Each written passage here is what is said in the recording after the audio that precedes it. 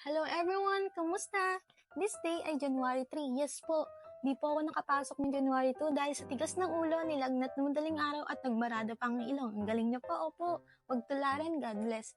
Anyway, pagkadating ko pala sa office, nag-ayos na ako agad ng gamit. Nilabas lang yung mga anik-anik na kailangan ko sa work para di na ako panay kuha sa bag. Then after that, sinaksak ko na yung plug. Then after nun, nag-arrange ulit ako ng gamit at mga papers. Nagtimpla na rin pala ako ng energy. Bali sa office na pala ako nag-aalmusal since busog pa naman ako nung pagkagising ko. After nun, inayos ko naman yung sapatos ko. Shootik na iwan ko pala yung medyas ko. So naisip ko na lang na gamitin yung medyas na binigay sa akin ni Jen. Buti na lang talaga tinabi ko muna sa drawer.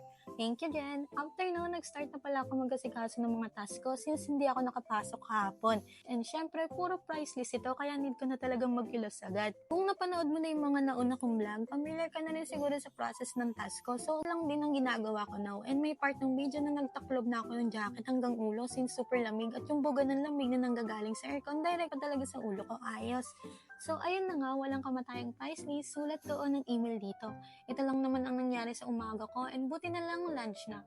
So bumaba na kami sa paper and nagiinit pala kami ng food namin since malamig na siya dahil sa lakas ng aircon sa office.